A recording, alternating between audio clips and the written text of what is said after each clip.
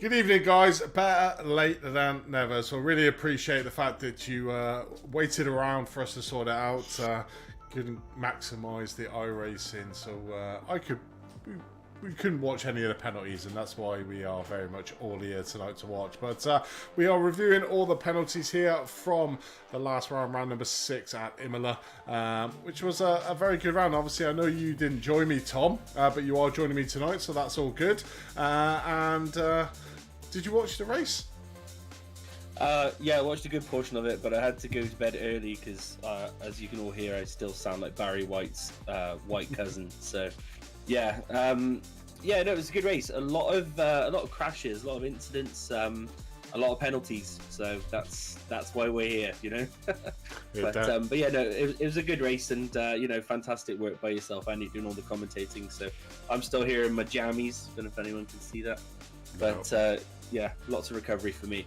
Sporting a very good Performance Links t-shirt, so yeah, they are awesome, and I'm pretty sure some of the guys that have bought them are sat there in their Performance Links top, brimming with pride being a part of a very amazing league. But what we're going to look at tonight is we do have 11 protests. There was 13. We have reviewed the 2 that were in the free practice, and we'll give our verdict on them ones, but we won't be able to show you them because it'll take too long to switch between the 2. But the first one was obviously Paul Joseph Kliss putting in 2 in free practice against Simeon Modoklev and Gordon Haig. If you got the free practice, it is in the replay folder on Discord.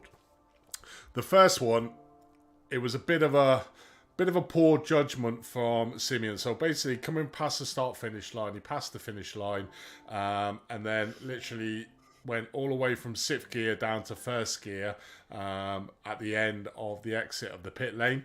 And then Paul was on a flying lap, full pelt on 6th gear, and Simeon was sort of undecisive of the line, and Paul and Simeon hitting together. Now, it is free practice, and you're going to be doing laps, and then basically slowing down, going into whatever, and then basically you need to make sure and be conscious of the other drivers behind you, because that could cause a serious injury to personnel. Certainly with all the top level kit that all the guys have got. You know, if you've got DD strength, and yeah, that's better, Tom. Your camera's out of focus there. Yeah, is making crashes like that on track in free practice can cause physical injuries. So all I would say is you can have a look at it. We put it down as a racing incident, but Simeon and the rest of the field, if you want to watch it, it's if you're coming off a fast lap in a free practice and you're not going to continue anymore, please just get off the track into a safe one. It doesn't matter if you go on the grass and slow down on the grass because you're going back to the pits. Just don't go slow in a real fast area of the track. You cause injury to other drivers, and obviously the fact that they're as well trying to do a hot lap. The second one was Paul Joseph Kliss again with Gordon Haig. This one was Paul coming out of the pit, so it was on cold tyres going through turn number 1, 2, and the incident took place on Tamburello, turn number 3. So what actually happened was Gordon was on a flying lap. He was going at full pelt on a flyer. Paul was coming out the pits on cold tyres, going through Tamburello, lifted off Tamburello, whereas if you're on a hot flying lap, you would basically be full on the throttle, and there was contact made at the back. So again, we put it down to racing incidents on there, but that one was probably, there's not a lot you can do, certainly on the exit of that pit lane from Imola, is that you know, you're straight onto turns 1, 2 and 3. So I think that was just an unfortunate incident looking at it from all angles. Paul obviously lifted off turn number 3 because his tyres were cold, and Gordon was on a flying lap. And if you're on a flying lap with tyres at temperature, as you all know, you literally go flat out through Tamburello. So that's what happened, and that's why the contact was caused. So those two be there.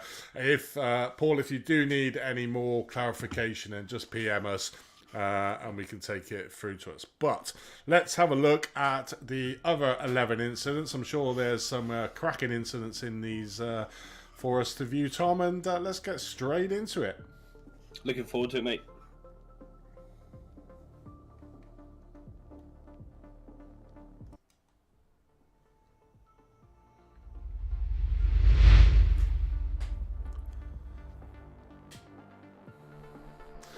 Okay, let's have a look at what we've got for our first one then. So we have Casper on Sander Island, lap 39 of Casper. So let's have a find of Casper. Casper, where is Casper?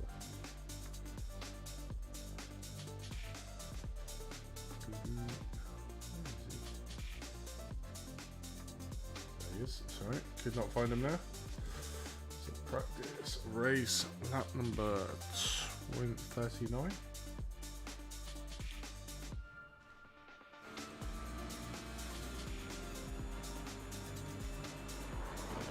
Oh, is this it? Let's have a look. Lap 39 before turn 1.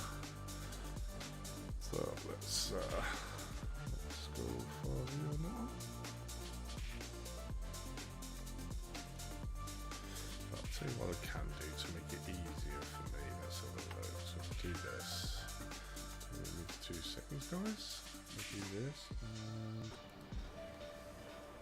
load a project. Ooh, what's going on there? Right, so let's have a look at what happened here. So start, rewind it back. So stop. Let's have far chase here. So is this just seeing if that is Sander? Yep. Let's have a look. Let's watch it at normal speed.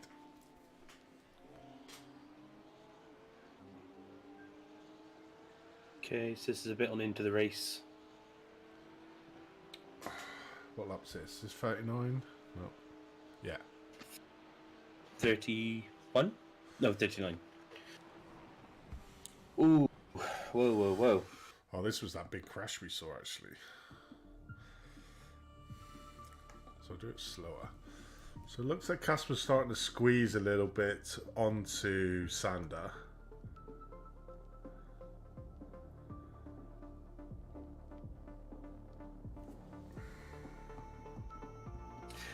Didn't give him enough room, really. No. You know, if he was going to block the inside line, he should have done it earlier. Yeah, 100%. Before the other cars alongside. You know, the car was almost in line with his front door, from bumper to front door, by the time the actual incident happened.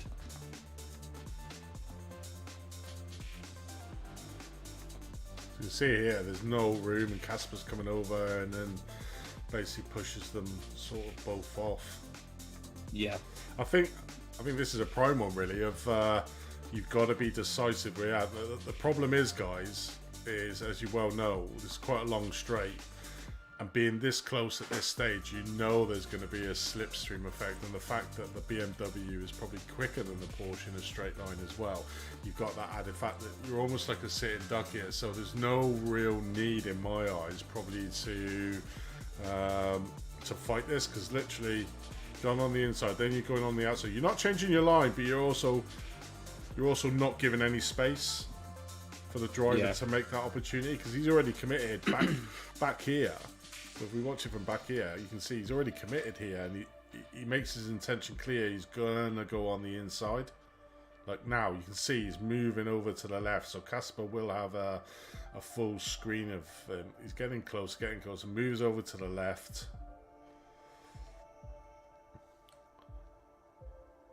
Going forward, he's now alongside the back wheel. Casper's coming across the road. The road almost narrows, doesn't it, at that point as well, which probably doesn't help, does it? Because if we go back... Yeah, he basically needed to decide if he was going to take the inside or leave it open. And then when he does do that, either allow enough room or not enough room. There's a bit too much indecision there, and unfortunately that's caused a bit of an incident. Well, a lot of an incident. Yeah. Do they hit again? No, basically this is where Casper hits the wall, and then I think he's in the middle of the road, if I remember rightly, yeah.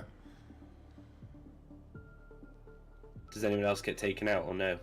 No. Just obviously one on this. This is exactly right. See what Casper's doing here? He's looking at his relatives, seeing that there's cars, and it's basically staying static. So this is, although the incident has I mean, this is a perfect what you should do in this case. He's in the middle of the road coming into turn 1. He's not moving. He's looking at his relative. He's seeing cars through. He's trying to move there, but stop for let the car, obvious. Trying to move a little bit, stopping again for the car. And then basically realising that he can't move anyway because of the car, and basically going back to pit. So there's a good way of what you should do if you do have a crash. But I think there's a bit of some factors here, because if we look here, the track's quite wide. It also narrows down here, doesn't it? The track. Yeah, it does. Yeah, it goes from 5 car wide down to 2 cars wide at the end. But here, if you look at the amount of room that there is to his right hand side. Yeah. Yes, he may be having to respect that people could be coming out of the pits. Fair enough. That can be hard to read on your relative, because when you're going past the pits, it can be all flickering all over the place. So that's fair enough. But I still think that he's caused an incident which unfortunately has hindered himself more than anybody else. Really, it is. I don't think it was intentional by any means, because I don't think he's that kind of driver. But it's just a bit of a silly error, is what I will put it down to. Yeah.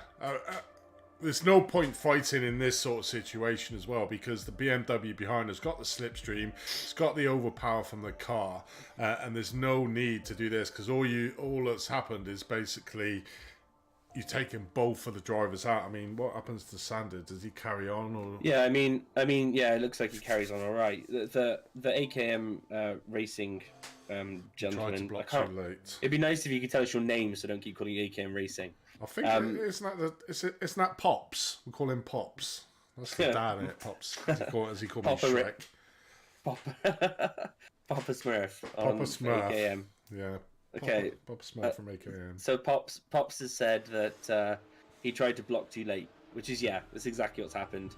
He's got, I wouldn't say block, but he's gone to defend, but unfortunately he hasn't put his car on the left hand side of the track early enough, and therefore that's caused an incident. Yeah.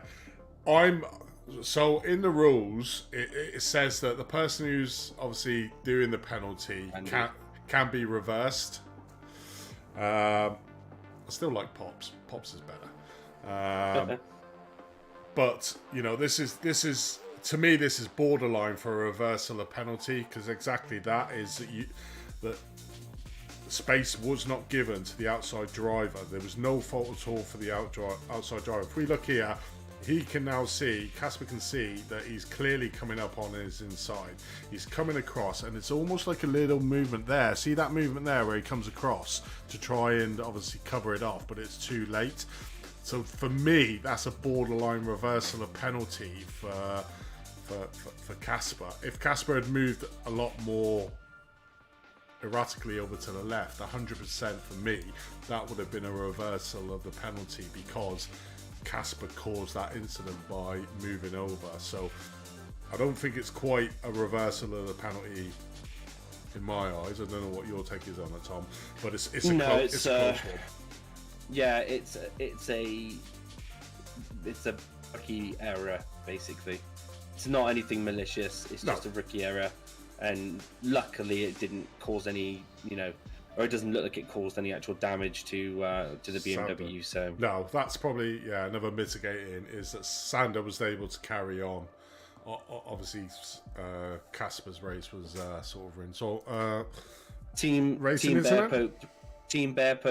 Bear Pope have said, if someone thinks they are not in the wrong here, then I think a reversal is appropriate, because it shows a lack of awareness of what is acceptable.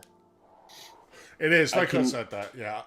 Like we said, it's borderline a reversal. It's borderline a reversal. But this is what we're saying, is that whoever puts a protest in, that person, if they are found to be at fault in that incident, can get the penalty put against them than the protesting driver. So for me, it was close. I think the mitigating is the fact, one, that Sander was able to carry on, and a great save, by the way, Sander. I mean, look at this. He gets hit onto the grass. That's so easy. His car's sort of sideways. He scrapes the wall slightly, but manages to save it. So that's a great save in my eyes. Yeah, I agree with what Team Bear Pope is saying now as well. They're saying big slap on the wrist at least, though, and that is exactly what it is. Yeah. I mean, Casper has to sit there and watch 7-8 cars fly by when he's sitting there in his damaged Porsche. he's already like feeling some pain there. It wasn't intentional, I don't think. It was just a bad decision, and and if the BMW had received some damage or lost any places or anything like that, then it would be a different circumstance and it would be reversed. 100%. It's just it's borderline that it isn't reversed, and the only mitigating factor is that there's no damage and Casper loses out majorly anyway, so he gets a big slap on the wrist for it, for what's happened anyway. I think that's a fair outcome. So racing incident for that one. Okay, show him up on Asavanon. I need to get his name right, don't I? I'm probably butchering it to death, so I do apologise. Right, so let's have a look at him. Show him up on. Yeah, exactly. Lap number 1, Lap 1, pushing me off the track. Yeah, no, and that's fair enough, Sander. Thank you for saying you didn't get any damage, but yeah, unfortunately, we're sorry that lost some of your flow. But we can't. I hope you can agree with the decision on that one. That's. Well, it's certainly not a penalty to you, anyway. 100%. You can sort of see that anyway. But definitely. It was borderline. If you had gone off and hit a wall and caused damage to yourself, that would have been even more mitigating. That a penalty would have been reversed the other way. But we're giving a slap on the wrist because this is the first one we've reviewed that has the not the opportunity, the reversal could have happened quite easily in that one. So that's the first one we've actually had on here. So let's have a look at this one. I think this is the start. This is the chaos that we saw on the stream for the start of the AM, and this is, obviously I felt sorry for Alter Rudy. He had a cracking. Yeah, he had a cracking qualifying, best one of the season. Oh, okay. This is just squeezing. Right, I want to know where that's. So this is a classic one that we had last year, if I remember rightly, in Suzuka. Yeah. So in the rules, it clearly states you are not to make a passing move before the start-finish line, and this is the exact reason why not. Because we'll slow this down. So who is that at the back? Who is that? Simeon is trying to make a move. There's the start-finish. He's in the middle of the two. Squeezes in the middle now, and then basically, if he wasn't there, there'd be no incident here. But hits into the BM, hits into the Audi, spins the two cars off, and then I think it causes an even more of a pileup behind, if I remember rightly. Does the Audi say that? Yeah. Holy shit, good for him. So, where should Simeon be on... So first, second, third, fourth, fifth, sixth. So Simeon should be on this right-hand side anyway.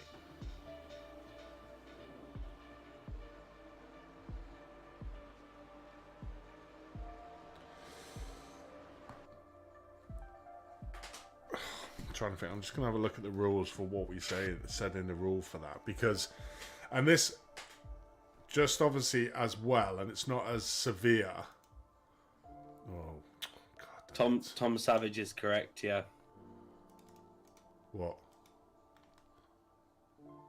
Tom Savage said you can't leave formation until the start-finish line. Yeah, 100%. You can't. Which is correct, yeah. So because you've got the starting zone is the predetermined line that we give you on. Which we showed you beforehand, which is where Andy's pointing now. Oh yeah, you can see his mouse escape perfect, yeah. So where Andy was pointing then to the start-finish line, you're expected to remain in formation until you get to that point, and then you're able to do whatever it is you want to do. And it is in order for this to not happen, basically. Yeah. This is what we're trying to avoid by that doing it. Yeah. So straight away he's come out, overtaken a car before the line anyway. Yeah. And then caused the pile-up. Right. So... Yeah, it doesn't matter if it's your teammate or not. No, absolutely does not matter. It's to stay in formation to stop this, because what you've done is you've come over, you've made a situation where you could possibly have 3 car wide. Now, after the start-finish line, you can do that, but not. It's there in the rules. AKM Racing Pops thinks it's a 5 race ban. What I would say is, and this is to the whole field. This is to the whole field as well. Is I can see up front. Hey, Jono. I'm not sure who this is. Is this you, Tom? Yeah. So this is not this incident, but it's the same thing. You should be behind Alte Rud. So if we watch up the front, I know we're not looking at it, but we're looking at this start overall. So right, and I know this is a penalty, so I'll leave that one again. I'll leave that one for the next one. But this one is a blatant trying to do it. I know that is a penalty later on, so we will look at that. What are you referring to? So Tom basically makes a move before the start finish on Alte, but I know there's a penalty. I saw that in the penalty sheet later on, so we'll leave that one for now. So we'll just look at this one. So what is the penalty? Tom said I had to dodge Alte because he yeah. Well, we'll look at that one in a minute. In fact, we'll do the 2 together. Later Oh, he said later protest. Yeah, it is right. So we'll do these 2 together because they're together. So obviously, Tom on Alte Rud, when controlling the start, speeds up significantly, then slows down, speeds up again. I had to dodge the side and avoid hitting him. So that's what we're seeing at the moment, guys. So in the rules again, let's get them up actually. Let's get them up just so we can clearly read out what the rules say. Because we had this incident perfectly last season in Suzuka, which is why we put this in the rules for this year, because it is quite important, because obviously you're just ruining people's races right at the start, isn't it? Right, okay, so let's have a look here. Starting sequence. Each class will follow these rules when starting a race. Pro class will go on green, Pro iRacing, or within the start zone. All other classes will follow the starting procedure. So this is where this accounts for the class of watching. Each class is controlled by the pole sitter in that class. He or she must maintain a constant speed, safety car speed, before deciding to go. Each round will have a starting zone where the pole sitter can get his class race underway. All class pole sitters must be within this area to start the race for their class. If outside, a level 2 penalty will be applied. The only exception is the pro class that can go on green. Every other driver must stay in formation until the pole sitter decides to go, but this must be done within the starting zone laid down by the admins for that round. Drivers may not move across the track and must stay in formation until they have passed the start line. If drivers break formation before the start-finish line, a level 2 penalty will be applied. If breaking formation causes a crash with another car, then a level 3 penalty will be applied. So, unfortunately, this is a level 3 in my eyes. Well, it has to be based upon the rules. Doesn't it? Because it's crashier. Because if the only thing we ever do, look, every protest is different. We say it every week. So let's have a look at the issue with the starter. If the starter does indeed brake check, then that can be a slight mitigating factor. Yeah. But at the same time, he still shouldn't be passing anyone. No. Pre-start line. No, so he's already passed this car here, teammate or not. He's already gained a position before the start-finish line. So straight away, he is... So what we're trying to avoid here, guys, and we'll have a look at this incident in a minute in the front, which could be a mitigating factor to why it may be downgraded to a level 2, because these drivers up front may have slowed down. So what we're trying to do is make sure that all the starts is a nice clean start. But as you can sort of see, Simeon gets a run up at the line where everyone else is slowing down to stay in formation. Simeon's already past this, is right up next to this driver and obviously on this driver and causes this accident. If he wasn't there and stayed behind this Macca, there would have been no incident at all at the start of that. It's after the crash is after the starting zone, but he passes the car that he's not supposed to before the end of the starting zone. It clearly states that you're not to break formation before the start-finish line. Yeah, correct, Team Bear Pope. Yeah, correct. Exactly. So the only mitigating thing is, this one is a penalty. It's whether it's a level 2 or level 3. And what we'll do is we'll have a look at the other incident from Tom against Alte, because it has a compounding one to this one, and about changing speed. So in the rule, like it says there, each class is controlled by the pole sitter. In that class, he or she must maintain a constant speed before deciding to go. So what we're meaning by that is you can't go, then slow down, then go, because all you're doing is you're doing a concertina effect at the back of the grid. So let's have a look at...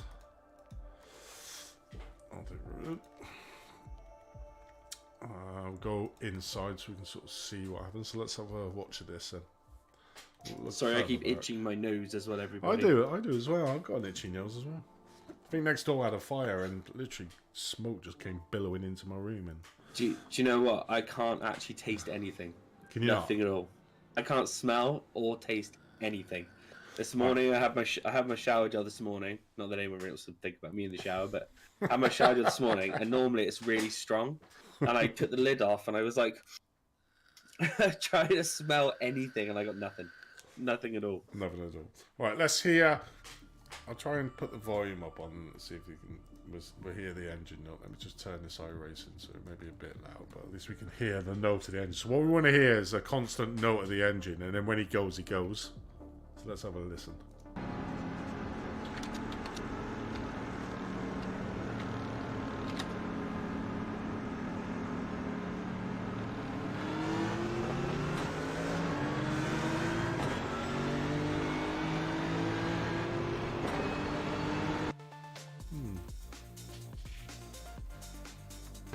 Again.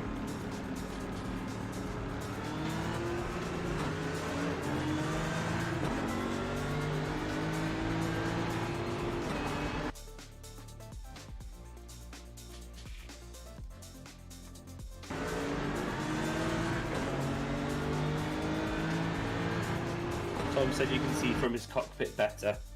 This is his cockpit. No, this isn't Tom's cockpit though, is it? No, this is Alte Rudd's. I wanted to see if he was keeping a constant speed. Because he's the pole sitter, so he's the one that set the speed. So obviously, what we're looking for to see if Alte obviously accelerated, then slowed down, and then basically go in. But I can't hear him braking. It's going. He's a bit longer in gear changing, I think. I think he's a little bit delayed in the gear change out of first.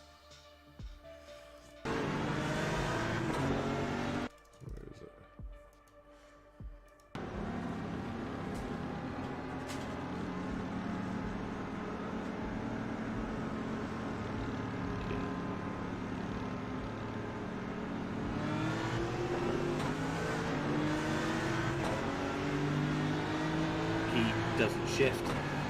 It's almost like it's a delayed, isn't it? A delayed shift. Yeah. Like he maybe thought he was in second.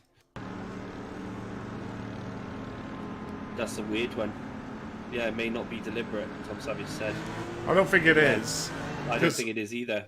It's not. It's just basically just shifted a little bit late going into the second. Let's have a look back from Tom's. And if you're smacking it off the limiter, sometimes, I don't know if other guys have noticed this, but I've noticed that iRacing can actually be a bit hesitant or like delay slightly going to the next gear.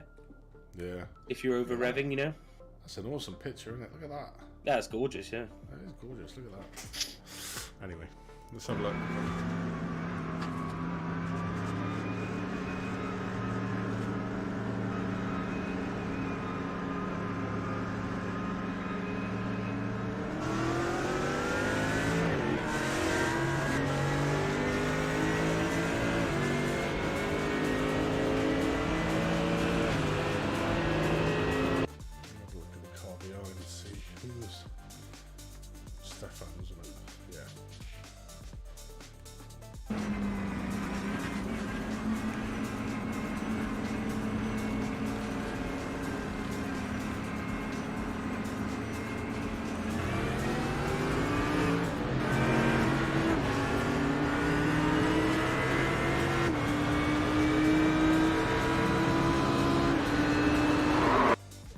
just looking to see if that hindered Stefan's start, because obviously that was Simeon hitting into the back of him there. So just to obviously look at that other one, because if Stefan, and this is a good angle actually to see the slow speed that Alte did for the gear change as well. So it looks like Alte messes up.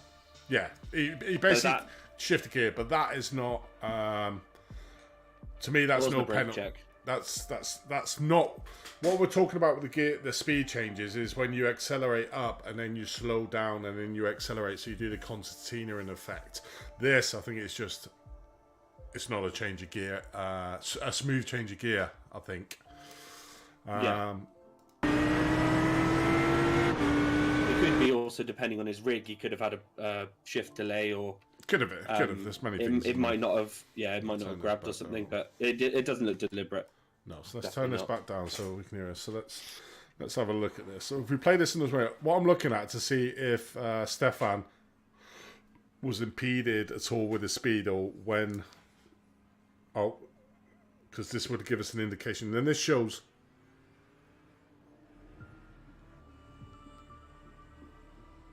Not much. There's a little bit of hesitation, wasn't there? Marginal, yeah. Marginal. But this shows, and this is a classic example, guys, of that other one.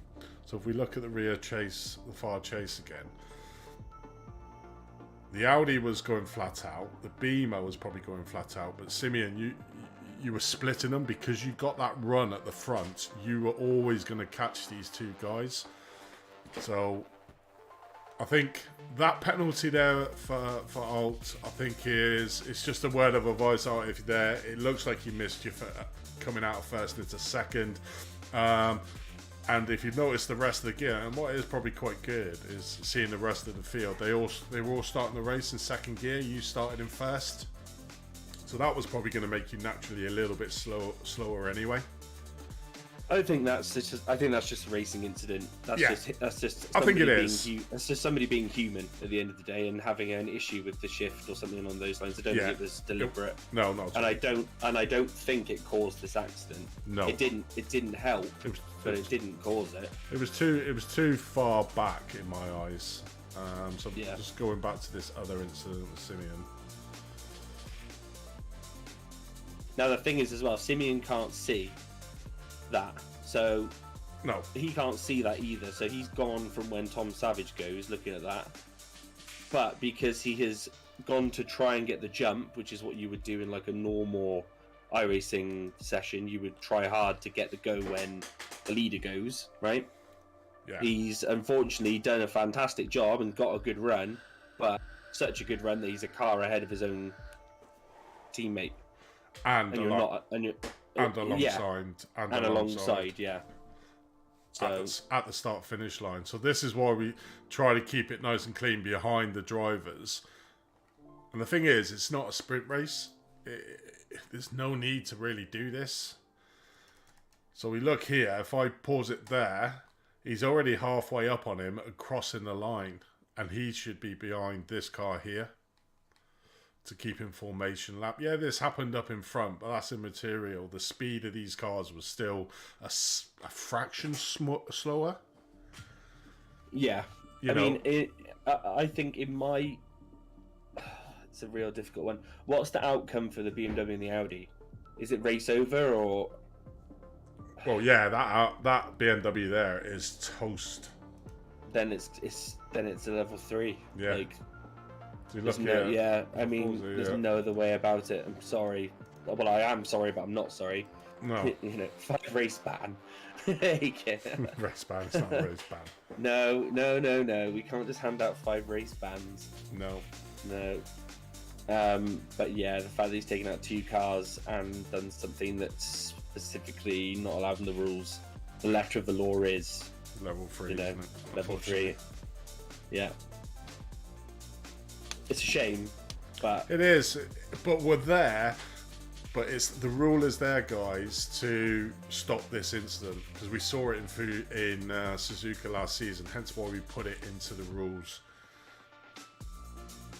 Now, if there's a different one, so Last Sorensen has just asked the perfect question there. Yeah. So if the car in front, like, it has an incident, like goes off the track and is super slow, then you can make that passing opportunity move. But this one here is, I don't think it is that at all, because you can see when he actually goes, they're all still in formation. Because if I look at Simeon, and this is slow, so if I pause it there, there's first, there's second, there's third, there's fourth, there's fifth, and there's obviously Simeon in sixth. But those two cars in the right-hand lane are still close together. The left-hand lane's been a bit disjointed, and we already know why this has occurred. But then the BMW is still alongside. It's not like this driver has completely missed the start and not gone. He has gone. It's just Simeon is, I don't know what he's looking at, and only he will know. But if that guy had literally spun out or basically took a corner, hit the grass, then you are entitled to sort of overtake him in my eyes. But this situation, if I play it on, you can see there, this one he is doing exactly right. Who is that, by the way? I think, is that Gordon? Yeah. So Gordon's doing exactly right. He's staying behind the Audi, which is a car that he's following. And you can see here now, Simeon's already up on the two cars.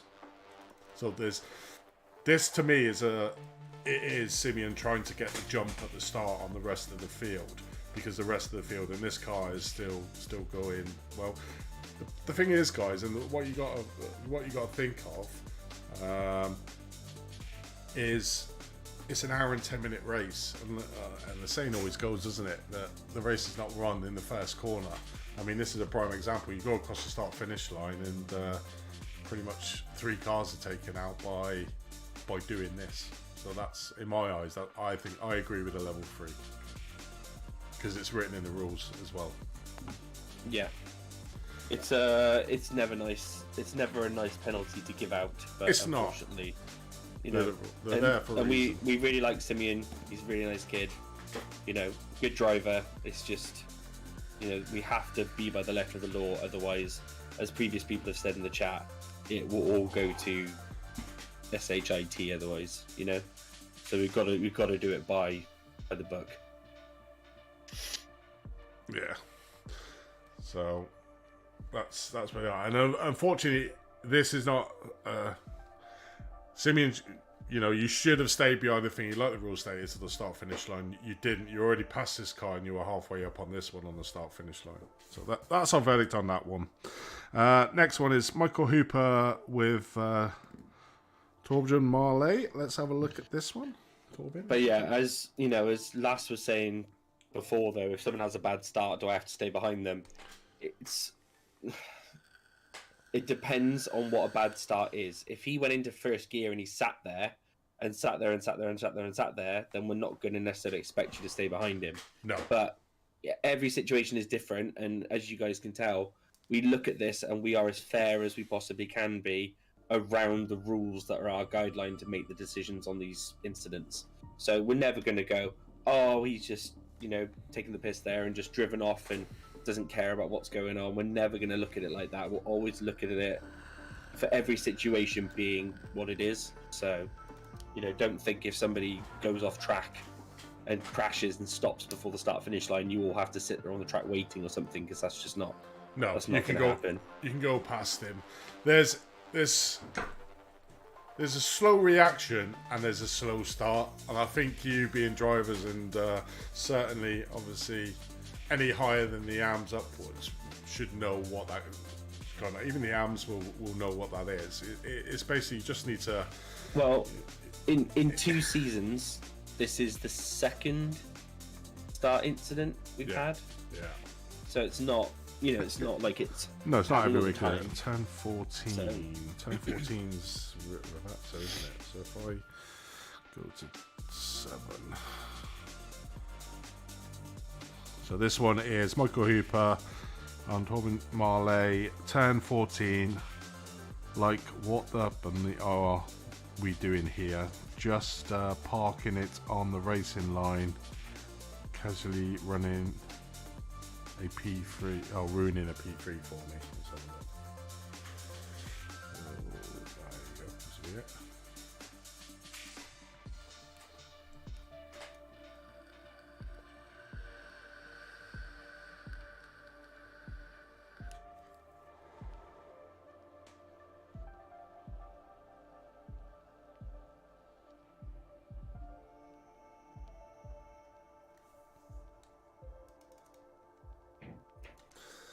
I think Tobin's already got the damage on his car, hasn't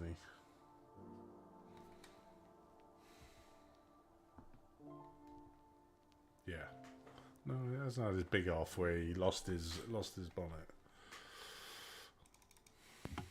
That's the IMOLA aero package he's running there.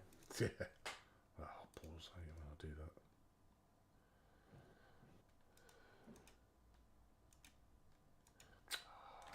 God.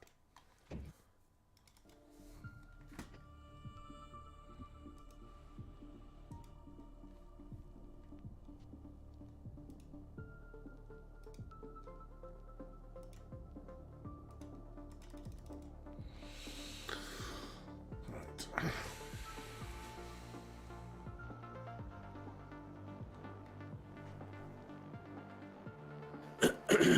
Tom Savage said there should have been a meatball, an admin meatball flag. In my opinion, he's unsafe to be on track.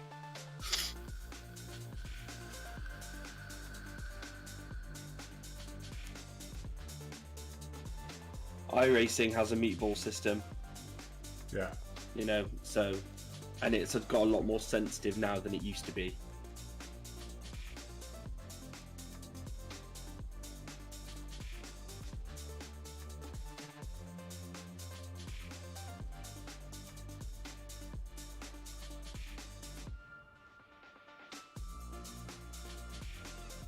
Was he ever going to make that?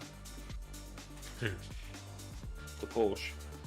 Well, I mean, looking at it, there's an opportunity, if I slow it down, there's an opportunity to go up on his inside here. You can see the closing speed is really fast. Yeah, I suppose so it would have been a tough is- decision. Yeah, but the problem is that the Mercedes is going ridiculously slow. But again, it's a rookie driver. So he'll have the chevrons on the back. So if in fact, I haven't put it on, so I will put it on now so you can see it. So it's a pro driver coming up onto the back of a rookie driver. So the pro driver is naturally going to be faster anyway.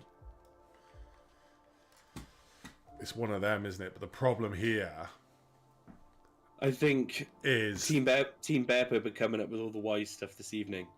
I guess he misjudged because he lifted for P1 and P2. Possibly. Yeah, that could be something. Yeah. But at the end of the day, I mean at the end of the day, Michael's got loads of time to see the McLaren in front. There's no reason that he should be hitting the back of him. Not really.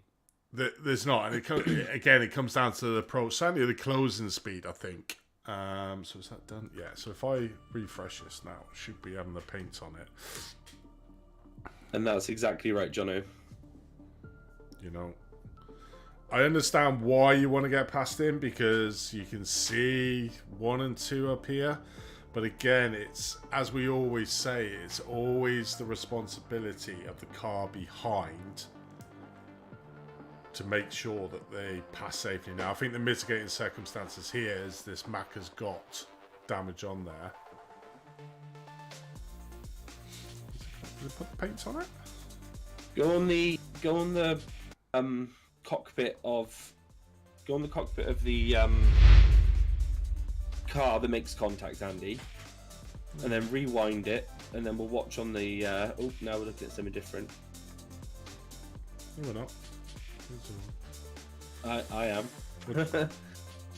Oh. Bloody pressed the wrong button there. Sorry. There we go. Don't. So his big fingers. My beefy fingers. So let's have a look. Get me back on here. So The sausages. the sausage coming out. Right. What I want to do is I wanted to see how far back the Porsche can see the McLaren. You know? Right. So you want to look at the gearbox. You want to look here? Is that what No, the cockpit of the car behind this one. Oh, right, okay. You want to have a look in Michael's. So yeah, so in Michael's car, cockpit view, right, and then play it normal speed from here.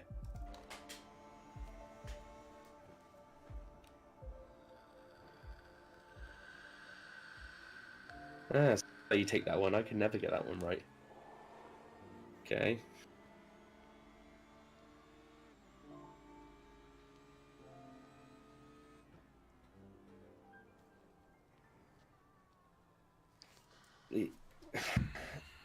Personally, for me, it looks like he misses his braking marker on the McLaren. It looks like he's coming down here and he gets on the brake really early. I mean, but that might be his braking marker. I don't know. But this is the thing, isn't it? This is the $1 million because he's a rookie. It might be his braking marker, but it's not his braking marker with the car in front. Are you on about Michael's? You on about Michael's braking marker, or are you on about? Yeah, Michael's braking marker. Right, yeah. Okay. Oh, right, okay. Because Michael can see, I'm just trying to be subjective to the situation. Yeah. It's not like I dislike Michael. I'm just literally saying it how I see it. Yeah. He can see the McLaren a long way off. He knows that those two cars have gone by. Michael hasn't put himself to the inside. Neither is the McLaren in the wrong position, in my opinion, because the McLaren needs to stay on his line there. I would do the exact same thing. If Pro was coming up behind me, I would do the exact same thing as the McLaren. I wouldn't try and move around at this late stage and throw off the car behind. No. You need to be predictable, right? Yeah, 100%. So I think that he needed to squeeze the brake earlier. I think he just got caught out by the difference in speed between himself and the McLaren. But I don't necessarily think the McLaren is doing anything wrong. No, I don't. I don't think there is. I think he is probably naturally slower. He has got a bit of front end damage, but as we can see in the car, if we go back now, if his steering's knackered or whatever, then yeah, I would say that he shouldn't be driving around the track. He should have gone in for it. I mean, the drivers get 2 fast repairs. I'm not sure why anybody would want it. So let's just watch.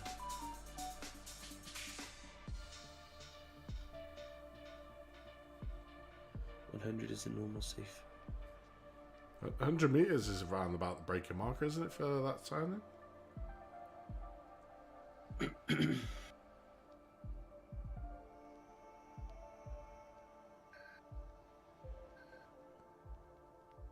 I think he's even trying to let him pass on there.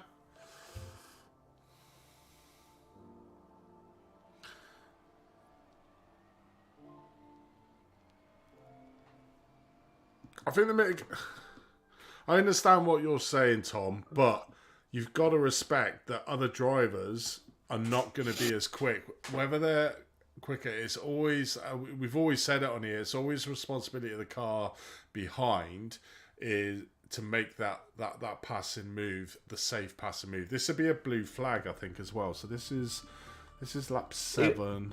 The tricky thing is that with this scenario, if this was real world racing, his McLaren is drivable. He would not be receiving a meatball flag from the stewards. Yeah. Because he's not leaking fluids, he's not on fire, he's not got anything like that. If this was real actual simulation, he would not be receiving a meatball flag for having a bit of damage and limping it back to the pits. You watch any racing with GT3s or GTEs or whatever it is you want, or LMPs. If they've got damage and they can limp it home, they'll limp it home. It's the responsibility of the driver behind to bear in mind that these other cars aren't going as fast. He could see the McLaren a long way off, so he should have erred on the side of caution instead of erred on the side of pushing as hard as possible. It's just an unfortunate thing that there was a contact there, and he did pay the price for it by going off. Ultimately, it's just more of an accident than anything. It's just. I think it is. I think exactly that is. I understand what Michael's doing because he's trying to fight. I want to go back. He's trying to fight. He can see, like here, he can see first and second right in front of him. So he's trying to push hard to stay with the guys to be able to do it. Now there is a back marker, and this is obviously why he's a back marker. Is he's had an incident earlier on. We can try and find that to see how bad it was, to give a bit of advice, because even Tobin has said. But the McLaren's not going that slow. I mean, yes, the McLaren is going slower, but it's not like he's in second gear on the right-hand side of the track, crabbing or anything, you know? Yeah. He's still going a reasonable... I mean, what gear is the McLaren in? Fourth, probably? Third? Fourth. Okay, so he's not going that slow, is he? Well, he's doing what? He's doing 149 Ks at... Well, that's the 50 meter marker. So if I go back, so it's 100. So who is this protest against then? Is the protest so it's Michael on him, on Torben? Yeah, there's nothing to protest there. I'm sorry.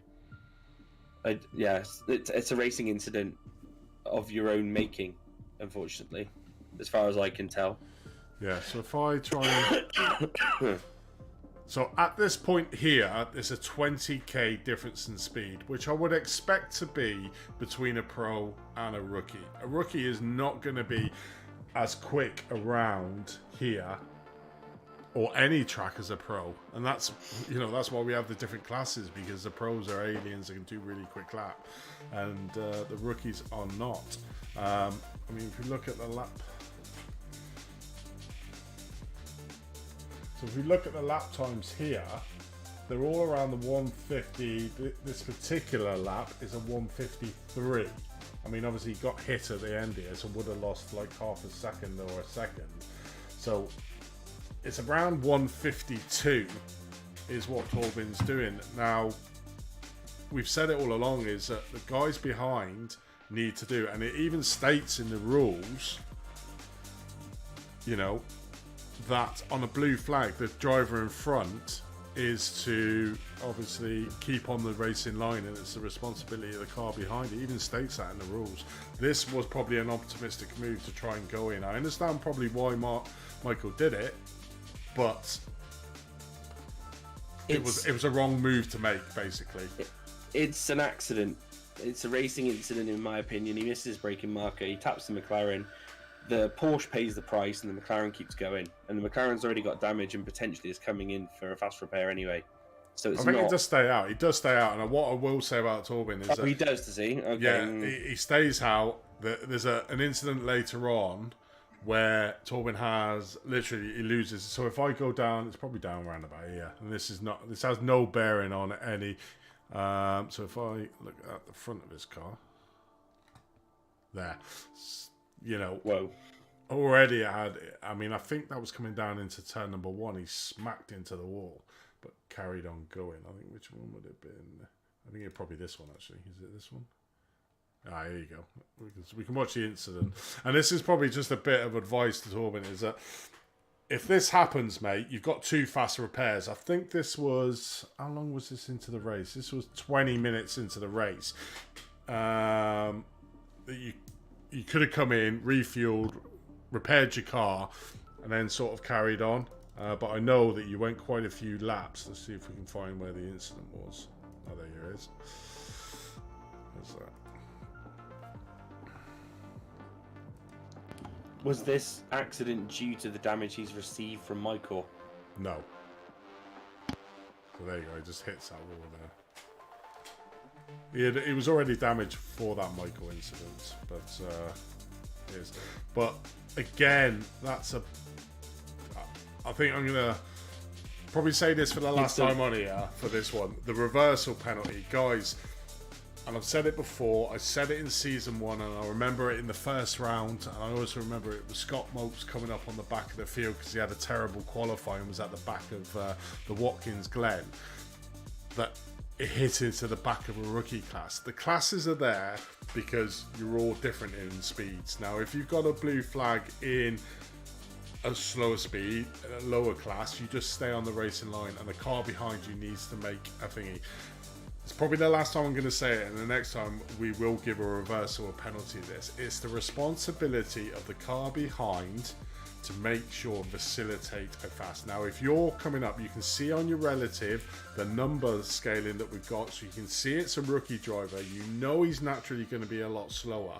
So you've got to give him the respect. You can't just punt slower drivers off the field, because you're wrecking their race as well as your own races. Give that little bit of respect. I understand why you did it, because obviously the P1 and P2 were there and you wanted to keep up with them. But unfortunately, you can't just barge past and wait people over. So this is probably the last time we're going to say this. If that happens again, and we review another incident of a faster car going into a slower car on a blue flag, then it will be a reversal of penalty, because we've given level 2s out for fighting and somebody going into the back of it. And it's very much like that, but it is slightly different because it's a blue flag incident. But I can't reiterate it enough, and it clearly states it in the rules that it's the car behind's responsibility to make the passing move correct. AKM Racing 5 race ban. I'll tell you right now, I'm gonna make a T-shirt on the merchandise store for you, AKM Racing. I'm gonna make it on there. 5 race ban. 5 race ban with an angry face at the end of it. Yeah. I'll put it up there tomorrow, and it'll be there for you to purchase. Okay, so it is a race. We're gonna put that one down as a racing incident, but guys, just be aware that from now on, if that happens again, then it's the car behind's fault, and we'll be getting a level 2 penalty for that, because you can't just punt people off the field. As much as you want to stick with the people you're fighting with, you've got to give respect to the rest of the field. If you were in real life in a 250 £500,000 car, you wouldn't just go piling into the back of it. You'd save that. So just bear that in mind, guys, for future incidents we're reviewing that. It's not a level. It's not a reversal. It's not a level 2 because there's no damage caused to this driver, and they carry on their merry way, basically. It's a bit of a grey area. Yeah. I mean, no incident is ever the same. You know, Michael's not a dangerous driver. He's not a reckless driver. He doesn't bash people up every week. He's clearly made a mistake. It was that portion of it was a racing incident, in my opinion. It could have been upgraded to a penalty, but it's not impeded this driver in any way by that happening. It's only impeded Michael himself. So, you know, and you can tell Michael's cross about it because he's even put in a protest about it, which has now also been overturned. So he's not really winning out in any way, shape or form, is he? And this driver's not losing out. So I don't see how we can reverse it back onto him in that instance. It can always be, you know, you can always put in an appeal against it if you like, but it's I think is the right call at this point.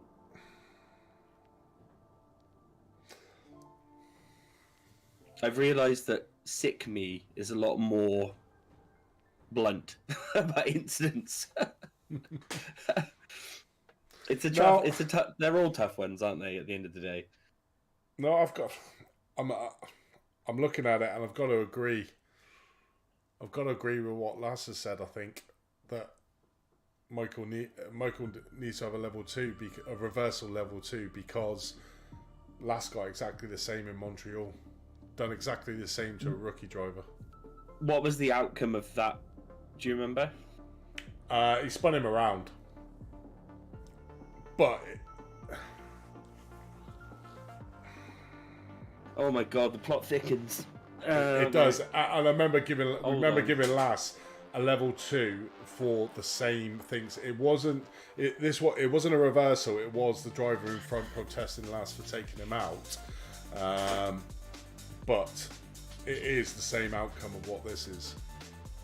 Hold on, let me double check this.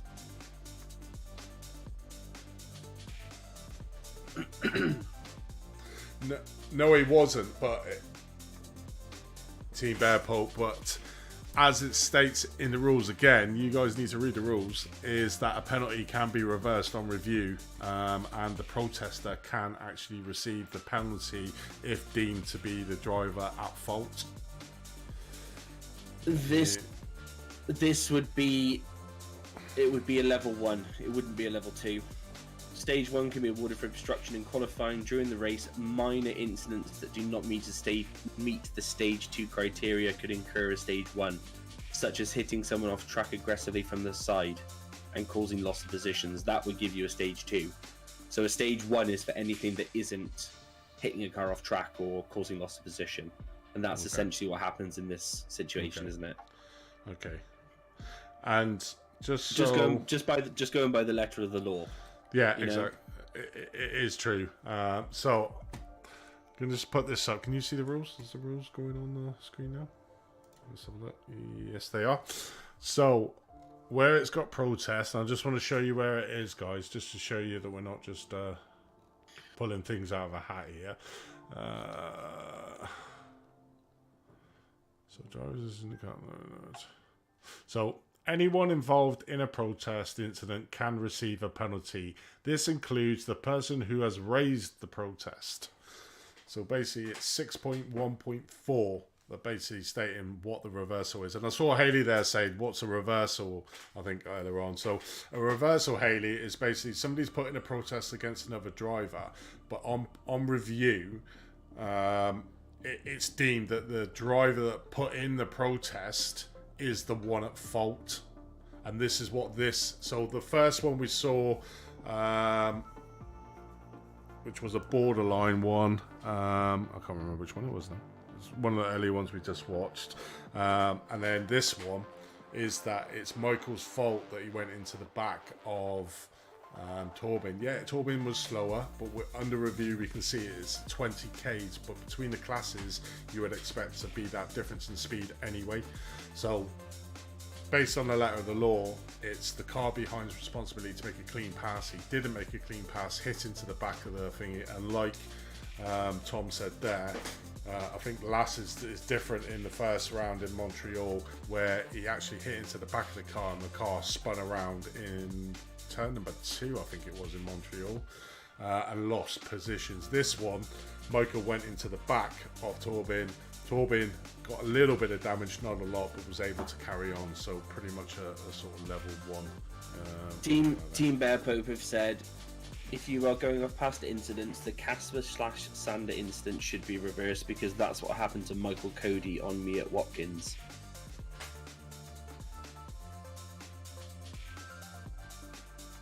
Either penalise neither or penalise both. It has to be consistent.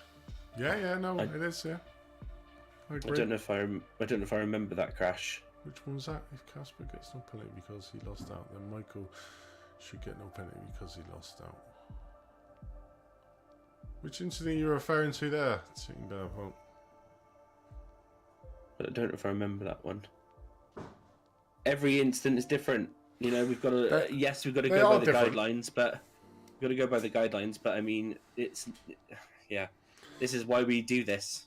So it's, you know, every incident is slightly different in the ways that we look at it on face value. But yeah, we try to be as consistent as we can on that. But it's looking at I don't know. Well, what we'll do is we'll forget about that right now because that's a Watkins, and we don't have time to bring. We'll have a look. We'll have a look. We'll have a look. But I think it's Andy and I will go back and take a look at it and see if the decision should be amended based on the letter of the law. But we'll have to have a look. Oh, Casper Sander.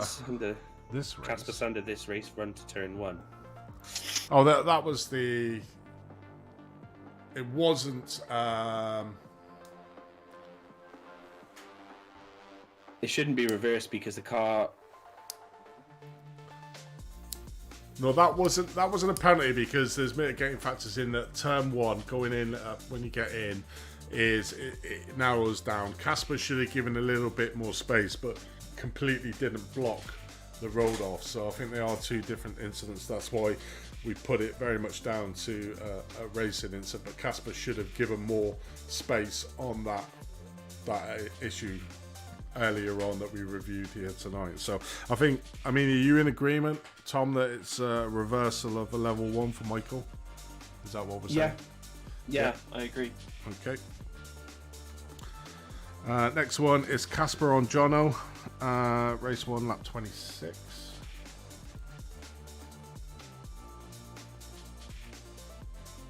where are you, Casper?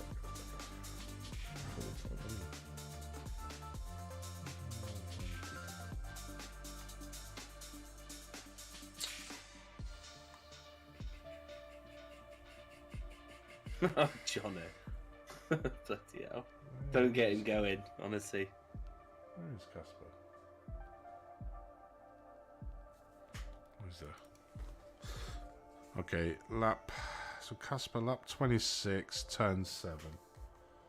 Obviously, any of these can be appealed. So, you know, if Team Bear Pup aren't happy with that decision, which I don't really think they overly are, you can put it in for appeal, and it goes to an independent panel of racers that will take a look at it. And they are nothing to do with Andy and I. So they will take a look at it and decide. Turn 7, which will be up here, I think.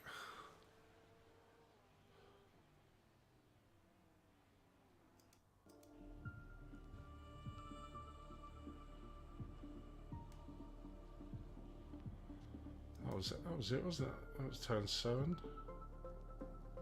So what was he said?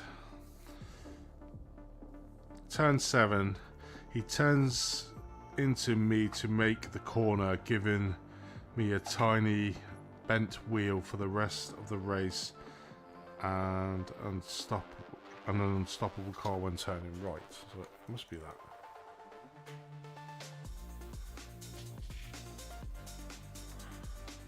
So that's 3, 4, 5, 6. Yeah, it is this corner.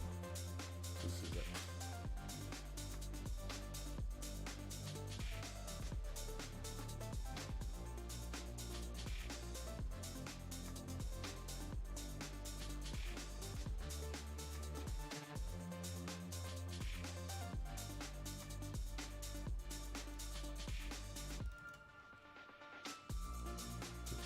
Too much wrong with this. Gives the opportunity, goes up the inside, there is space. Marginal contact there. Jono's in front.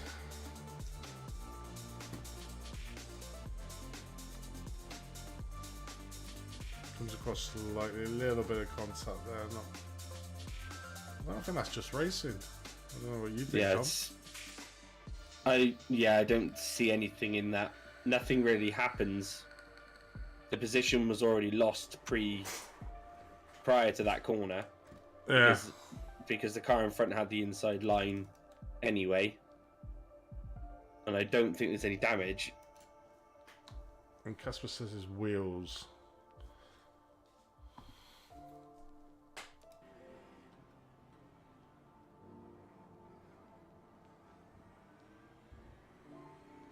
So there's no contact there. No.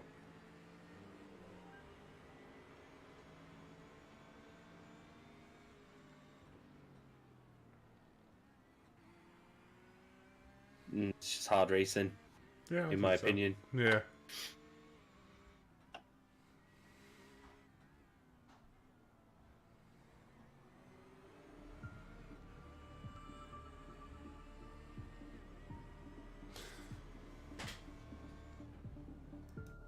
I think that's racing incident. Yeah, I don't see anything bad there, to be honest. Okay, next one is Sander with Casper. Not that would warrant a penalty anyway. No, I don't think so. Sander. Not 39.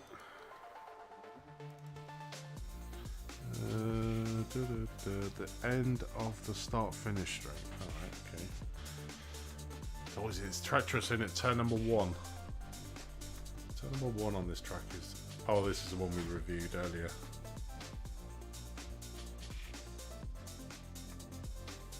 Yeah, so this is one we already reviewed.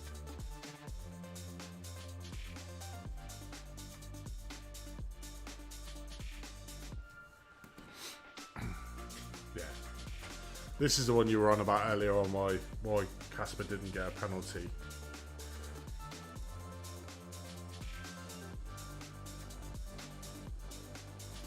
just basically a coming together of cars here. There's just Casper. We've already said that Casper should have given more space. It does narrow down into that corner, and then that's what causes the incident. That's why we deemed it a racing. But obviously with a Stern, you need to make sure that you give the cars the rooms. We've already reviewed that one. Next one is Chamois Pond again. Let's have a look.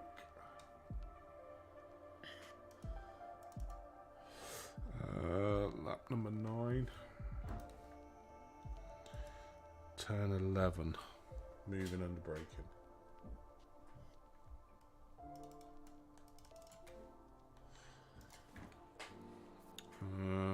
With who's it with? Gordon.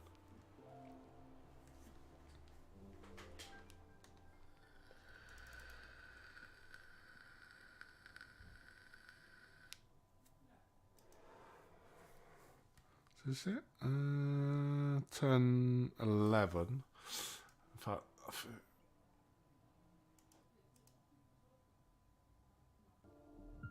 I'm just trying to think of the corners here. So you got 1, 2, 3, 4, 5, 6, 7. This 8, isn't it? This one 8, 9, 10. Oh, it's coming up to Alto Varte and Variality Alto, I think it is.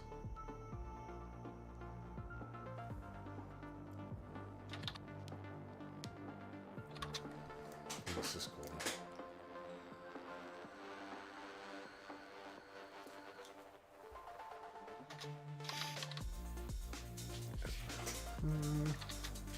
So it's basically here, I think he's saying. Turn 11, moving under braking.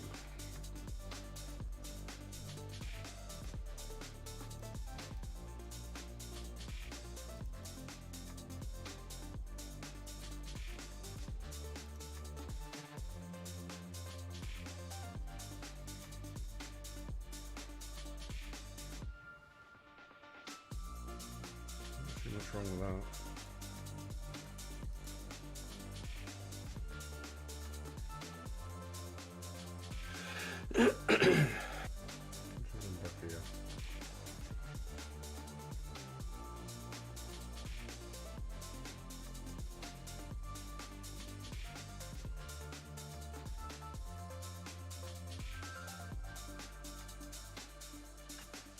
He's never going to make a pass to move into that corner anyway.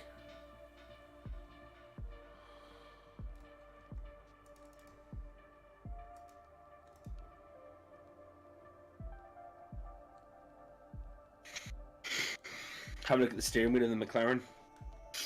See if he swerves crazy hard to the left. Like, is it a drift or is it a deliberate?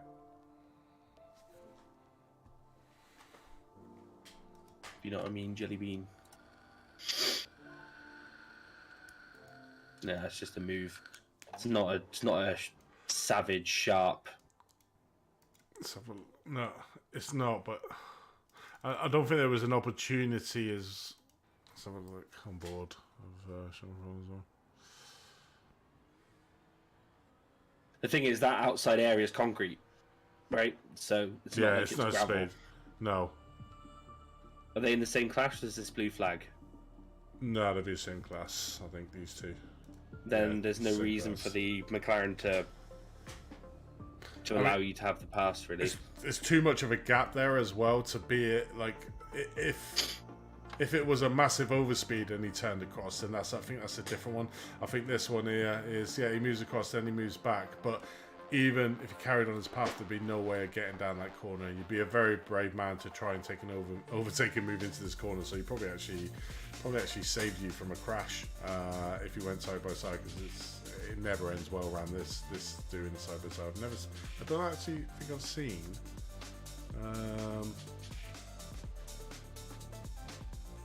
No, if it was closer, I think if it was closer, like you say. Where it goes over and goes there, it's not impacted the BMW driver. He's basically tried to go on the outside. I think the McLaren in front has gone over to the right and then moved back over to the left, but it's not close enough to impact at all this the BMW driver. If you watch it on board with him, he doesn't brake hard, he doesn't swerve. the passing move wasn't there anyway, in my opinion. Obviously, he got a little bit sideways out there, which sort of because there is the move over to the right here and then move back. There's no impediment there, so I wouldn't constitute that moving under braking. Because he actually makes a move, if you watch as well, before they start braking. So we'll slow it down. So you sort of see here, he's looking on the right, so he's moving over to the right. Then he moves over to the left. He's going over to the right. They're not braking. Then he moves to the left, and then they start braking just before the 50. So it's not in the braking zone as such, but it's nowhere near the one we saw with last going down, because I'm sure somebody's going to bring up Road Atlanta. But there's no way that was anywhere near that sort of severity as such. On that, there wasn't a massive. There was no massive overspeed for the BMW in my eyes. I think that's well, no incident really. Do you agree, Tom, or what's your take on it, mate? I'm just reading some of the comments here. You can't just park in front of somebody faster than you on a straight, surely. You From can't. Tom Savage. Not allowed to move under braking. Yeah, not a big enough run to be backing out of it. Just swap sides. It looks like he doesn't have the run anyway. No. Exactly what we're seeing as well, honestly. If it'd be a completely different story, guys, if this BMW had a massive run on him and the Macca in front impeded them in that way, then that is, yeah, definitely like you were saying, moving under braking, causing the driver behind to have to swerve or brake hard, but there's none of that. Yeah, okay, the Macca does move in front, but the BMW is not gaining enough to be able to make a passive move. So he's still a distance off. If I sort of see it, sort of. The thing is, even he's not close. He's not close enough. So if he was close and made a move, and then obviously tried to confront because he was closing that gap. If we just do it slow, if we go back a bit, do slow mo here. Yeah, but he's not in a position to make a pass. And if he wants to pass on this corner coming up, he needs to be on the inside of the track. Okay, so let's see where the BMW sits now. He's not. So the he's not looking down the inside right there. He's in the middle of the track. Still in the middle, slightly going towards the inside. The McLaren is just waving around in the middle of the track. But the McLaren was already going back to the other side, basically at the same time as the BMW. He didn't do anything overly aggressive. He just carried on racing on the line. And if the BMW was going to go for it, then he should have been on the slipstream the whole time, thrown it down the inside now, and then tried to go for it. But you can't make a move down the inside there anyway, really. I mean, I would never recommend a move down the inside there. No. So what, racing? That's not even a racing incident. No fault found, is there? Yeah, I don't see anything wrong with it. I don't see anything wrong with that. Yeah, I mean, racing is racing, right? It's not. There is rules around it, but that's not a breach of any rules, as far as I can tell, or not enough to warrant a penalty. No, not at all. It wasn't in, and to the letter of the law, it's actually not in the braking zone. He does it.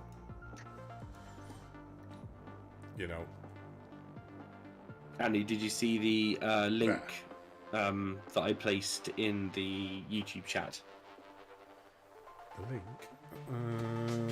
No. If you scroll up a bit. Let's get onto it. I can't do it. I've not got it up on my computer.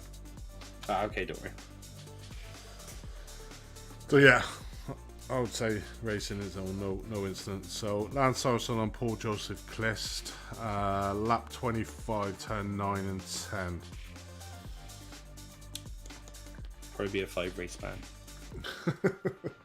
5 race ban.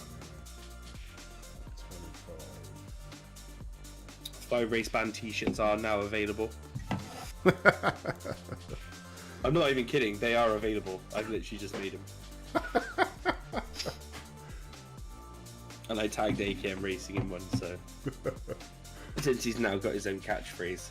Turn 10, 9, and 10. So there's 1, 2, 3, 4, 5, 6, 7, 8, 9. So it's cut. Is it coming out of?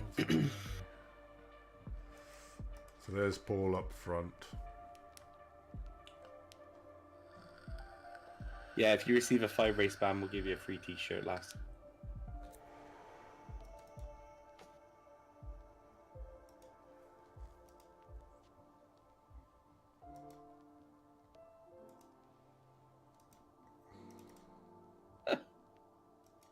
What's that?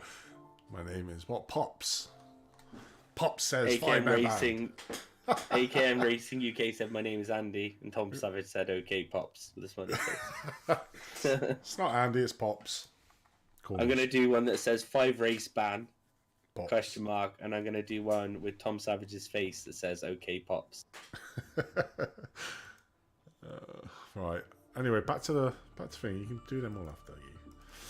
Yeah, sorry. Still got a few to go. Still got 4 to get through. Okay. So PJC's down there. I think he just gets off-sighted. I think he gets off-sighted with the pass of this car. Oh, does he hit the grass? No, I don't think so. That's all. It's either a case of he hits the grass, or he doesn't realise that there's another car there. He's doing his utmost to stay out of the way. He does get He the grass. he gets loose. He gets loose there. He's on the grass. He's Yeah, trying to he get gets out of the loose way there. of this car. Oh, you bitch. So who's put the protest in here? Sorry, Andy. Lass has put protest in against Paul Christ. So he put protest together. Oh, because he thinks it's a swerve. Yeah. Okay. Well, he has made an explanation. It's just turn 9 and 10, but obviously it is because of this. So look on board. So I think he does. I think he does go onto the grass.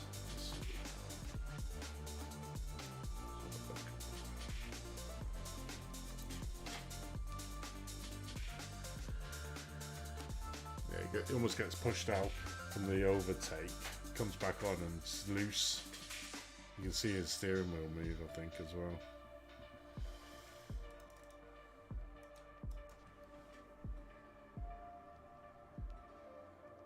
What happens to Lass after that? There, that's Lass in front. A PJC goes for the dive down the inside, sends it from 8 cars back. Yeah, I think that's just it's an accident. He doesn't mean to do it. No, I don't. It's he's doing the utmost he can. I mean, holy shit. To be fair, PJC did a fantastic save, and then your save was even better. So bravo to both of you, because I think the BMW was like a 45-degree angle there. Yeah. At least you're pointing up the hill though, so you are kind of pointing the right way, luckily. But yeah, what a save! I think this is probably another good example. Is PGC obviously got to the outside line for the car behind, which was a lap. Position 31. What lap is this? 20. Yeah. So this is the blue. This is another blue flag incident. So this is the two ways you could do it. PGC was well within his rights to follow the racing line, but he actually stayed wide because this car was coming up behind him. If we slow-mo it, we can see here he's going up the inside now. So obviously Paul just went wide here, went wide onto the grass because of that move, and then the car behind was coming up the inside, and Paul obviously trying to save it. This actually shows Paul's improvement in the series so far, because that was a fantastic save.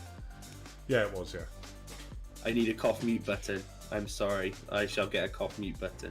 I can't help it. I got COVID. It's not my fault. Yeah, it's good that you I said gotta that. stop. And my wife said, "How did I get COVID?" And I said, "It's because I've been going around licking all the door handles." Savage didn't stay on the racing line for the first car. No, he didn't, Tom, because if you watch it, the second car was almost like diving down the inside, so he'd read that and stayed out wide. I think if he had got on the racing line, we would have seen another incident of Michael. Yeah. Because if we look further back at Matt's, go in the cockpit with him. You know, there. If he had took that racing line, he would have been taken out. So I think what he did there was correct. I think the reason why we say the racing line for where we're looking at for the blue flag is to try and make it as obvious as possible for the car behind of where you're going. And I think that was obvious that PJC was going around the outside because he left all the inside clear, and then that's what Mads basically went on the inside. So basically, I think he did the right thing there. He could have gone on that racing line as per the rules, but it's also to make it obvious. No need to let me pass there if you waited for the straight, both me and us. Yes, that's true, but it's difficult when you're a rookie. If you go back to when you guys were rookies and think about how much pressure it is to be in a league with guys that are in the pro field who are caning it round much faster than you are, you have an absolute massive amount of respect for them and their ability. You want to do the right thing as best you possibly can to let them through and not impede their race. And sometimes that can make things a little bit tricky on what decision you take. He makes the perfect decision, in my opinion. I probably would have done the same thing, in Paul's opinion, but I may not necessarily have hit the grass, which was just an accident. You know, if he'd stayed on the left there, both you guys would have gone through, no problem. It's not. You know, I don't think that would have been a bad decision on his part. Or if he'd stayed on the line, you guys would have had to just wait and then pass him on the straight. I think it would have worked either way, in my opinion. Yeah, I think it probably would have. I think, you know, by the rules, just stay on the racing line. But obviously, it was an area that PJC thought that he could let them pass anyway. So that's what he did because of this closing down speed. He was trying to go slow. Obviously, went out wide in that corner. Is an off-camber corner and basically got on the grass and unfortunately came back on. So it's, you know, and spooked. It's more spooky because the cars actually don't make contact. Someone in chat wants a 5 race ban. Do they? All right. Yeah. So, but okay, racing incident. Let's keep going. Yeah, let's keep going. Do you want to know? Do all the viewers on here want to know a fun fact about PJC? The next one is Tom Savage with I'll Say Run Again. No, no one wants to know a fun fact. Oh, no, this is one we reviewed earlier. Yeah, sorry. Do you want to know a fun fact about PJC? I do. Yeah, go on. He lives 15 minutes away from me. Does he? Yeah, he does. How's that fun? Well, it's knowledge. Knowledge is power, Andy. Yeah, but that's not fun, mate. That's just a fact. It's not a fun fact. Fun fact is that PJC drives. I'm having fun. His car. Yeah, I'll give you a 5 race ban, Tom, if you're not careful. What, from commentating? No. If my voice stays like this, then they'll be grateful. Right, next one. 2 more left. What's that? Ban fun fact. I would recommend without Sammy, because that 5 race ban for boring fact. 100%. 100%. So, I would undo this. This is the fact. This one is hello my day. Oh my word. Alright, KRJ Borkland. It's been a war of attrition this IMOLA, hasn't it, guys? I mean, Jesus. It's going to be interesting the next round out at Ruskerdon. Right, so Kim RJ Borkland on Tom Savage. Lap 5 and 6. So from turn 11, 12 on lap 5 to turn 7 on lap 6, he dives up my inside into the chicane, turn 11, 12, when we are in a train, making us both lose time. Then I lose the draft down the start straight, so he can again dive into the chicane too. At this point, I do not trust him anymore, so I miss my line into the chicane, 5 and 6. I think he was going to dive there, to which was him. No point as he's an AM and I'm a pro AM. So let's have a look. 5.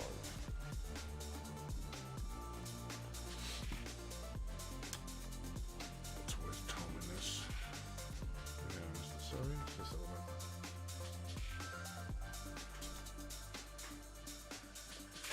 10, 11, wasn't it? 11 and 12, so that's a bit further on.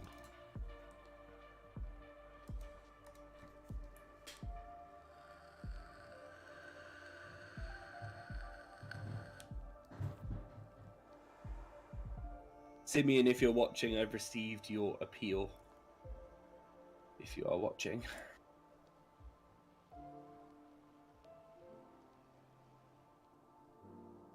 And yes, AKM Racing, Andy, Pops, you have started something. It's not Andy, it's T-shirt. Pops, I've told you. T-shirts are available. I told you I'd get you back for calling me Shrek. Pops. Okay, next one.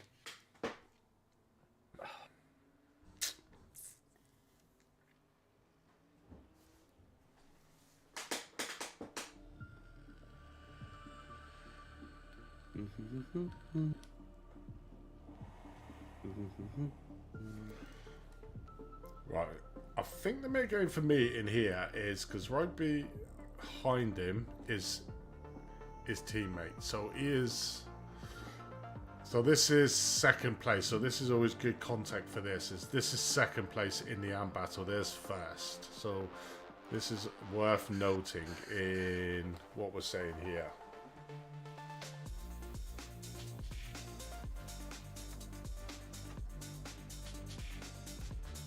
That's fair enough.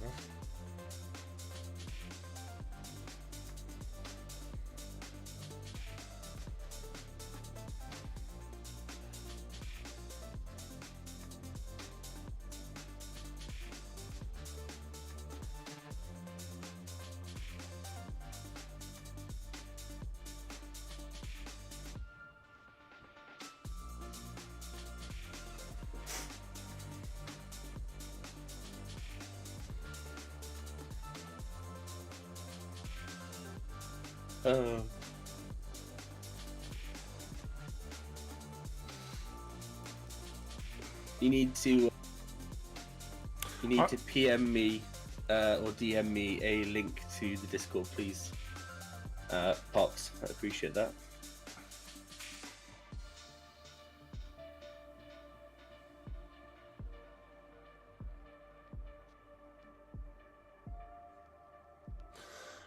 I think there's no issue here. I think they both gave as good as each of them got. I think Tom, obviously, like I said, now has lost out to Simeon, who's got that first place. It did seem that Tom was slightly faster than Kim around this track, and we're not saying that classes can't battle or inter-classes can't battle. They're not advised, but in this circumstance, I can completely understand why Tom was trying to get past Kim, because one, he's the teammate of the driver in second place, and two, Simeon was right behind him as well. I think that is just really hard racing. Savage said we haven't got to the incident he is protesting yet.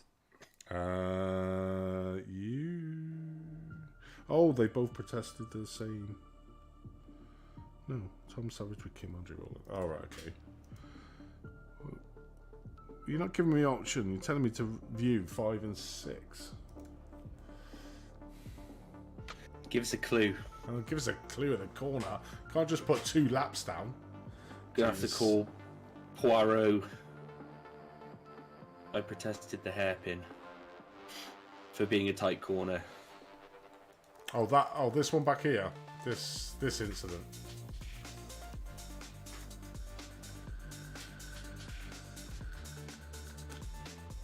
See, there is room up the inside. I suppose it's a little bit cheeky, but the room was given, I think. Yeah, because if you look here, if you wanted to close off that gap, yeah, he went out wide there. I understand that. Went out wide. You've got past him. There is an opportunity for him to get that inside move, and I just think it's hard racing. He was probably annoyed at the fact that he went off there, but the opportunity was there for the inside. There was a bit of contact there.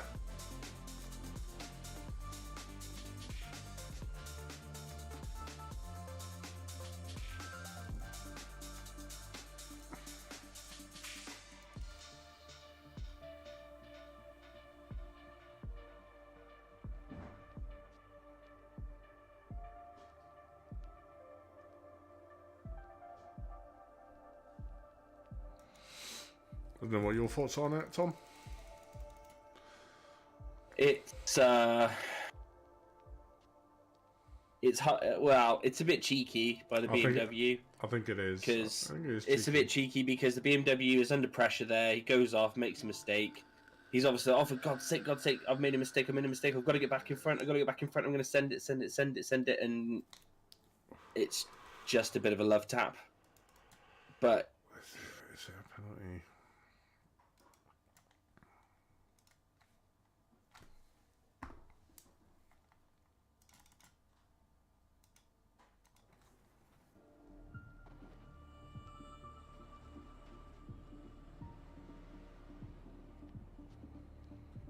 Just so you know, Simeon, if you're still watching, the appeals for penalties, they go off to an independent panel that I know these people, but they're not anything to do with our Discord. They're a bunch of real life and sim racing drivers that they've got, oh my god, don't know how many years experience between them. 40 years experience probably between them. And they know the ins and outs and the exact sort of things about racing incidents, so they're the perfect people for us to send our appeals to. So we have had appeals that have happened and come across and they've said, yeah, that's wrong, and we've had ones that have gone and nothing's happened. So I will submit the information you've given to me to them with a clip of the video, and then they will make a decision and let me know. Normally it's roughly about 48 hours it takes. Sometimes it's quicker, but normally it's about 48-hour turnaround for me to find out what the decision is on an appeal, if you're wondering.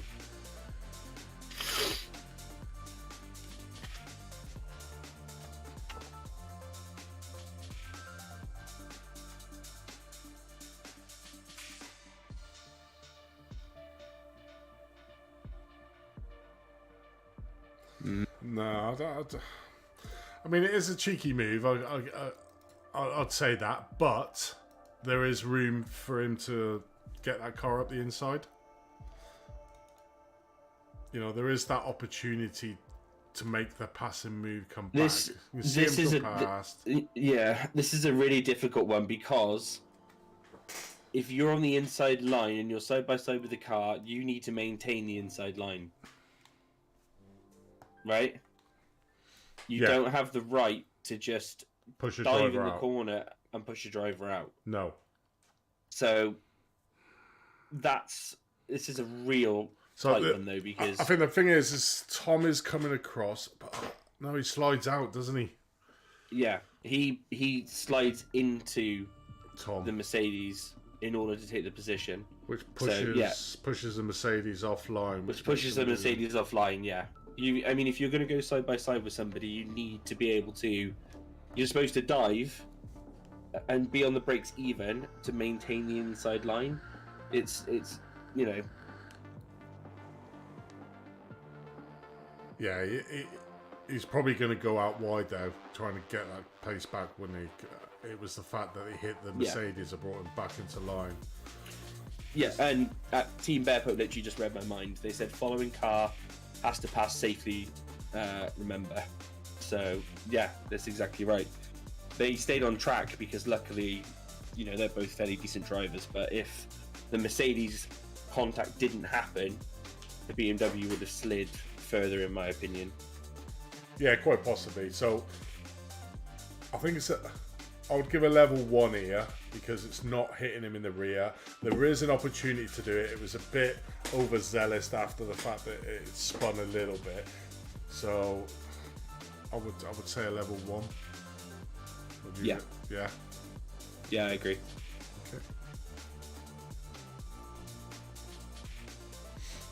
Okay. Second to last one. Oh, Kim Andre, same thing. Kim, there is, and your ones is exactly the same incident, but role reversal. I think Tom was trying to make the passing moves done, but I don't think there was any. I think it was hard racing between the two of you. Yeah, I understand what you're saying about obviously shouldn't have been pushing so hard. But the reason why he was pushing so hard, as you were probably well aware, is that his teammate, your teammate, was literally right behind him. So he is going to push you to try to get past you because he's fighting with his main rival, but about a second behind him. So, and there's nothing in the rules that say you can't battle, because you will get the occasions where AMs are faster than the pro-ams. You get pro-ams faster than the pros. There is going to be that thingy. There is going to be this sort of passing opportunities to be able to do. But yeah, so I think yours just hard racing, so sort of racing incident. But obviously, that move that we just watched there is yeah. I think even you went into that corner probably a little bit too hot, and the fact that you hit into his car was the reason why you made that corner as well as you did.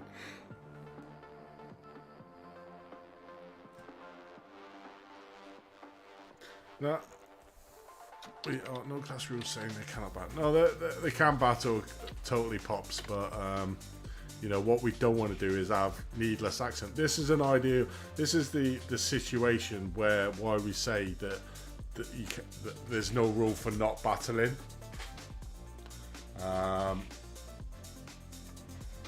It's basically because he was trying to battle with you, Kim, because his rival, who is here now alongside him after that incident.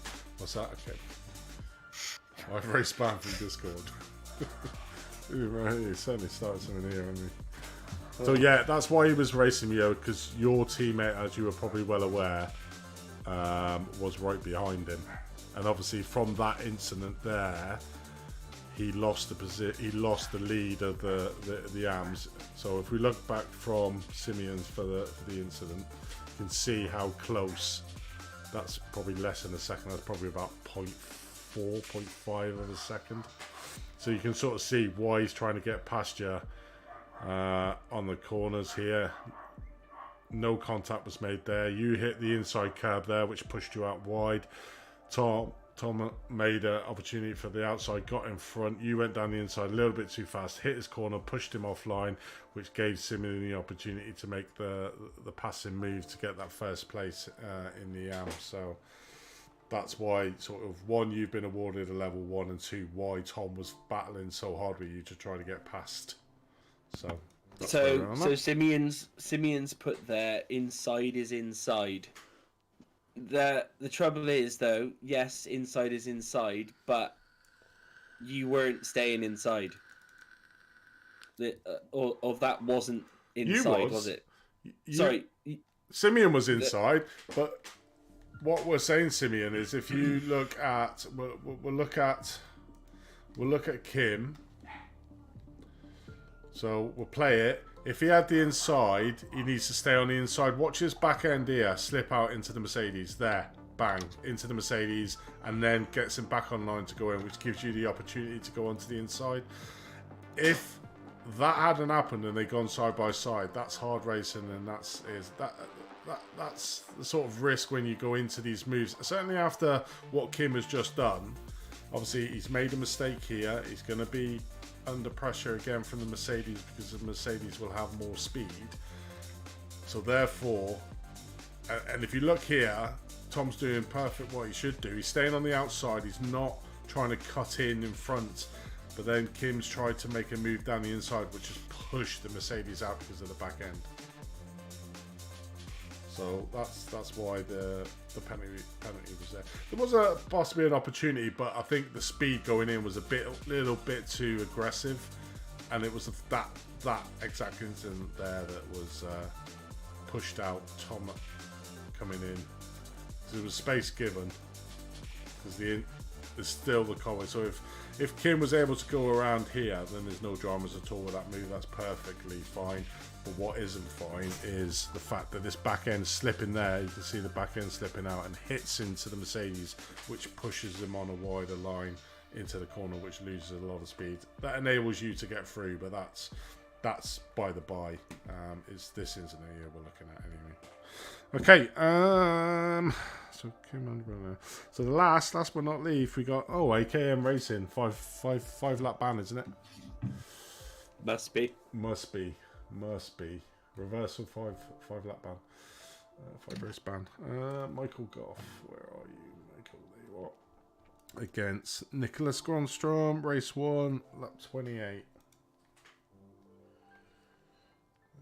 Lap 28. Where is it? 10, 14. 14 is getting a lot of action today.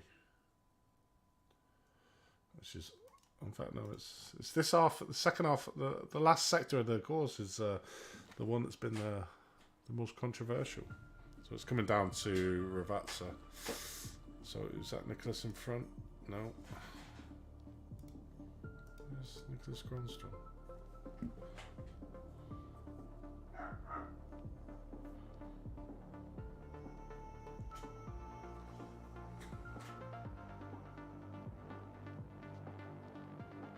Holy smoly. Where did that exit come from? Wow, okay.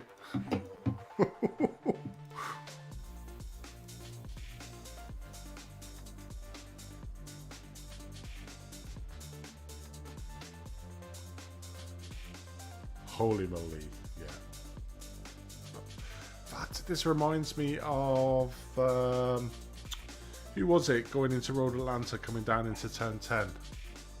Reminds me of that incident on the opening lap. I want to say Brown, but it wasn't Brown. It was one of the Dane Racing guys, wasn't it? Yeah. Was it Alan? Alan? I think it was Alan, wasn't it? Was it Alan? I think it was Alan. It'd be in a penalty sheet. Yeah, it's a blatant miss your braking marker, hitting level 2 all day.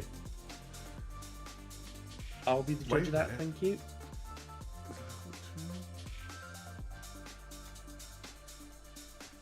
Yep.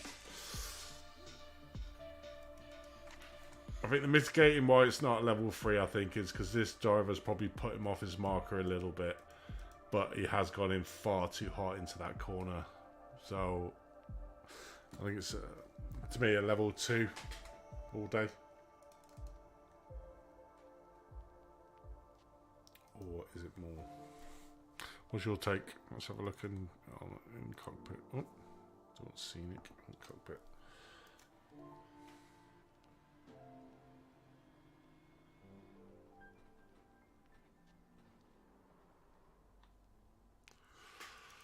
You know what? I don't know. He knows he made a mistake on his braking though, because he tries to keep it straight for the longest time. Yeah. 15 race ban. No, you can't coin that one as well. You can have the 5 race ban t-shirts, but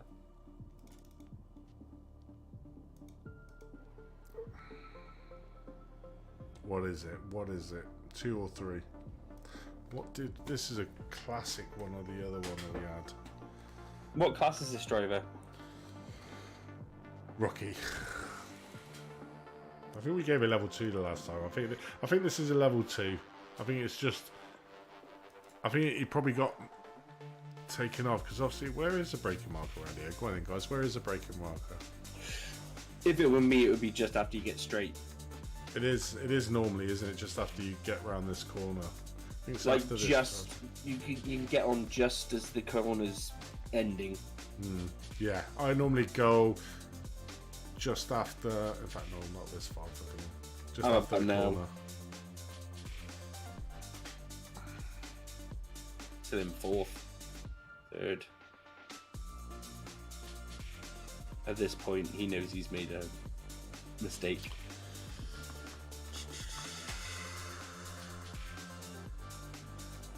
Everyone's saying 100 board. But there was not. I mean, was he fighting for position now with this car?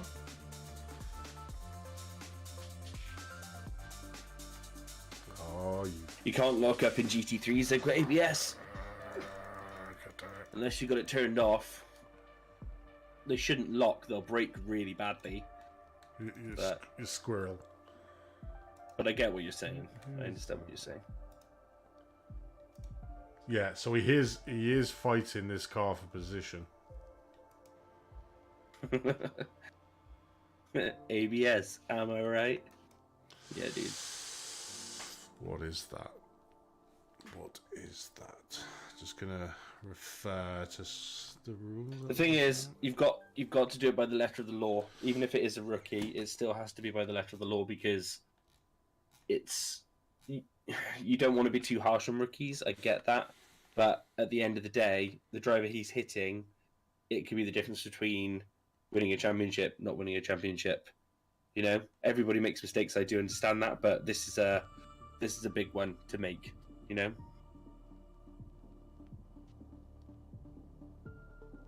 Level 3 torpedo, bro.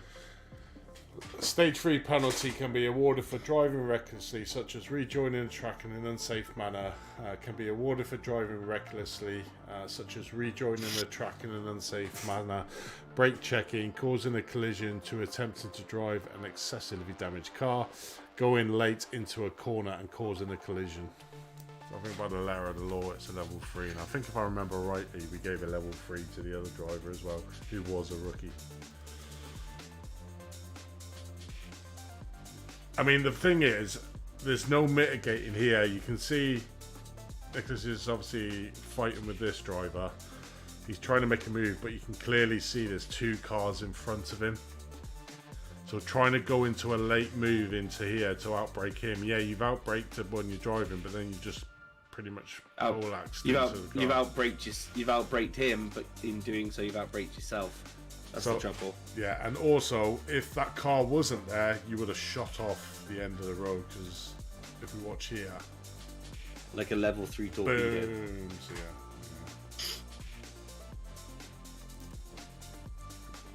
I'm going to go with a level 3 on that. Tom? Yeah, I agree. The rules have to be consistent. Wow, well there we go. A very entertaining night. Bloody hell, it's 20 past 10. Blimey. We did start late. We did start late, so that's partially something to us. Yeah. This goal should be to go side by side, not Mars. I'll tell you what, we got some funny people in the chat tonight, Tom. We have, yeah. It's been the comedy special. It is that, you know, and we don't like, guys, we're not experts at we're not steward experts or anything like that. We just play it as we see it. We try to write the rules and the penalties to give us a guideline. It is not the definitive factor on there, so like you're saying, where we've lowered it down, there'd be mitigating circumstances that we can see, and we do try to look, and we're quite thorough in the way that we look at these penalties, to try and be as fair as we possibly can do. We're not always going to get it right, you know, and that's why we have the protest functioning. And as Tom said, it's independent drivers that know real life racing to give another opinion on what we've given the driver, to whether they uphold it or not uphold it, you know. So that's the end of that monster session. But one thing I did want to quickly talk on is the class moves that we had a bit of a, what should we call it, debate in the chat with. So the rules state, obviously, the 3rd and the 6th round, we look at the overall standings and basically based it off that. We did, and I did them, and I looked at the lowest drivers in the league, the position they were, and the points that they did have. Okay, yeah, I didn't take into effect if they had loads of drop rounds, so that's probably my bad on that one. But we will look at it for future rounds. So what I try to do, if a driver is moving down, is if they move down and at the top end of where they've moved down with, then what the penalties were applied to is to try and make them a little bit more level, so to bring them more mid-pack, because they've had an advantage of being in a faster class or the higher class. It's mean that they've started about 5 seconds up the road from the rest of the class they've now been put at. So what we try to do is sort of balance out where they would be slotting into the field. So give them a fighting chance within that class, but not give them so they're in the top 2 or top 3 of that class. So hopefully that clarifies what the penalties are. But we will look at, and I'll speak to Tom as the season goes off to a close, how we can do it better. Like we've heard some of the things saying about people getting clarity on what they are in the rules, so everybody understands. So we'll try to make it as easy as possible when we, Tom, for when we look at season 3, to try and clarify, and maybe do it like probably some of the drivers say a little bit earlier. But you can never really gauge how a driver is after sort of 3 of it. I think after 6 rounds you can sort of gauge where the drivers are. So for us, that's why we've done 3 and 6, because it could be just that the tracks that we had in the first 3, but a 6 gives us a good indication. But we've sorted out now, and we will look at trying to improve it and making the rules clarify what will happen if we move a driver down or up where we are. But like we say, we'll try to refrain from moving drivers up, because it could be the fact that drivers have got good pace, they're putting in a lot of practice. And then basically the car changes, I don't want to get rid of the car changing. I think it is a good addition, because what we don't want to do. It's the bop, right? The bop is the thing. Yeah, it is. So it's not the drivers moving class unnecessary pops. It's basically the admins to try and put them in a class, because the problem with iRacing, as you're all well aware, is all we've got to go off is previous experience of the drivers or the iRacing. Now the iRacing he could done it in the Mazdas and be really good in the Mazdas. In the GT3s he's poor, so we have to base it on something. So we tried to base it on the iRating, try and look at how much racing he has done in that car on his iRacing, and then basically do ban forever. So basically, that's what we look at. So we try to be as fair as possible, because what we don't want to do is have a driver that's in a class that he's completely not competitive with, and then basically not enjoy the season. We want everybody to enjoy the season, but be fair when we do it. So we'll try to clarify that in the rules for next season and look at how we can do it slightly better. So hopefully that gives a little bit of an explanation. I don't know if you want to add anything on that, Tom. Yeah, no, I mean, essentially the 3rd round move is so we can align people for the championship. The 6th round move is either to stop somebody who's been sandbagging, which doesn't really happen that much, but it is there for that reason in case they've got a Smurf account. And we just try and do it as fair as we possibly can. I mean, we want people to have fun at the end of the day. Yes, people take it incredibly seriously, but if you're at the bottom of your class and you're not battling with people for anything, or the people that you're supposed to be battling with are outpacing you, and you've got to let the other people past you anyway because they're a different class, it makes more sense to even take for the remainder of the season, have no points, but have fun racing. It's not, we're not here to penalise people. We just want everyone to have a good time and have a good laugh, and and I think that our league succeeds doing that. I'd say 95% of the time. The other 5%, we're still learning. We're just trying to do the best we can and put out a good season and a good league for you guys, and something that's a bit different, where you can actually see the people that run the league. Andy and I, this is our league. Like, apart from TC helping us with the photography, Andy and I, mostly Andy, do all the legwork. So it's a lot for us to do, and we all also have real lives, real jobs. So we're just doing the best we can, and we want to make it as fun as possible for you guys. So bear with us at times, and we want to take everyone's info on board and do the best that we can for you lot. So yeah. Legwork, I take offence to that, mate. So we need to change it. Andy, listen, just because you don't have legs doesn't mean stop being disablist. Bingham. Listen, I have legs, so I can say legwork. Okay, it's fine for me. I'm allowed. So I don't know if any of you guys didn't know that. Did you know that? That's why Andy's annoyingly fast when he actually races, because he's on the bloody hand controls. It's like cheating. Cheating? Get away. It's a disadvantage. I haven't got the feel that you crazy gats. You try doing an hour-long race with your little pinkies, doing your accelerator and your brake, and then you can come back and tell me I'm cheating. Bingham. True. Bet your wife Bet your wife's happy though, right? Okay. Enough of that. Enough of that.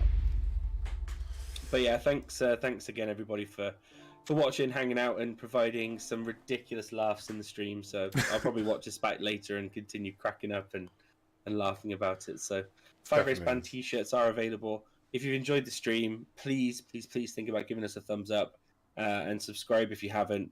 I know it sounds the typical rubbish that people always say about YouTube, but the thumbs up gets us put higher up in the actual tables on the YouTube algorithm, so more people can see the channel and we can have more people in here having a good laugh. So we really appreciate it. Yeah, and we do enjoy doing these podcasts. It's not nice giving out penalties. Don't really like it, but what we're trying to do as well is educate people.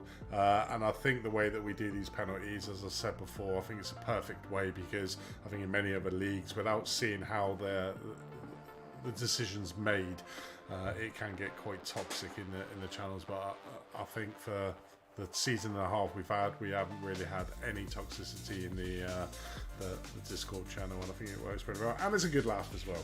You know, we can have a good bit of banter with you, and you can see what we look like and sporting our performance. These tops are awesome, by the way, Tom. Sporting my COVID moustache.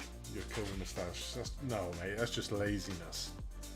Do you know what I mean? You're just lazy anyway. You're just naturally lazy. But... I'm so weak I can't pick up my razor. That's what it is. Well, one last thing before we let you guys go.